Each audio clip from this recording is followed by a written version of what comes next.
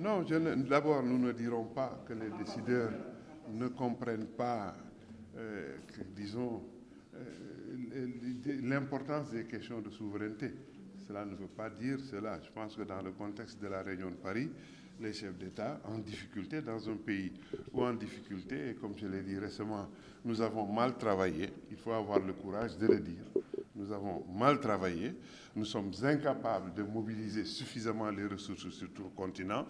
Nous avons mal à avoir une bonne fiscalité qui permette de collecter les ressources pour le financement de notre développement.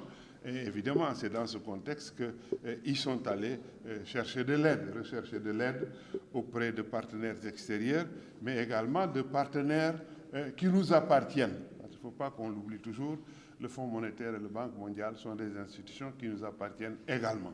Donc, en termes de souveraineté, nous aurions préféré que cette demande se fasse dans le cadre d'un agenda proprement africain. Moi, c'est véritablement mon seul regret.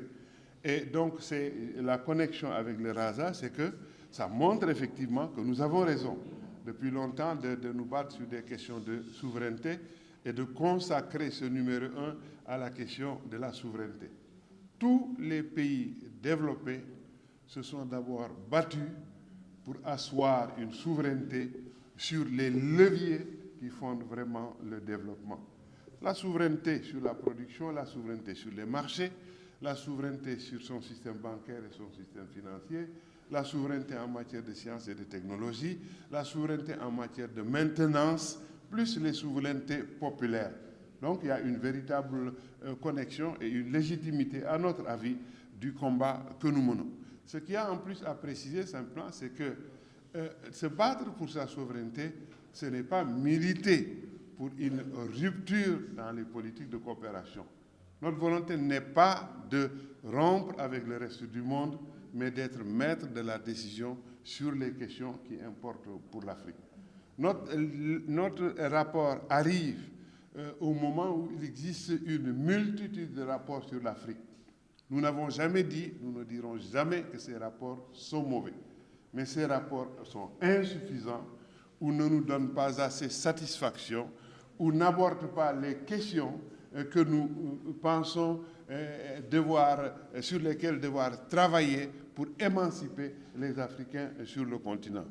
Donc notre travail aura encore beaucoup de limites, peut-être même tout le temps beaucoup de limites, mais justement ces échanges, notamment avec la presse et ces bonnes questions, avec les jeunes chercheurs, avec les populations, permettra d'approfondir ce travail pour arriver à un rapport à chaque édition d'une qualité avec une forte valeur ajoutée. C'est ça fondamentalement l'objectif que nous visons. Et ça, c'est les modalités pratiques. Comme nous faisons de la réflexion, le problème, c'est le cadre stratégique. Comment, dans les principes, rompre pour être maître de notre destin. Maintenant, les options, on continue à les discuter. Vous n'êtes pas, nous, quand je dis vous, ça veut dire que nous, n'étant pas aux affaires, n'ayant pas encore les dossiers en main, et on ne peut formuler que des propositions si les conditions actuelles de déploiement de nos économies continuaient de cette façon-là. C'est de ce point de vue que vous avez vu des propositions qui réfléchissent sur une autre manière d'appréhender la monnaie. Ça, c'est l'excellent travail de Ndongo, d'appréhender la question de l'endettement, d'appréhender la question de la solvabilité. Donc, ce sont des options. Quelle est la meilleure? On ne le sait pas du tout. On ne le sait pas du tout. Mais en tout cas, ce qui est sûr, c'est des options tirées d'une réflexion profonde qui sont crédibles, réalistes et réalisables.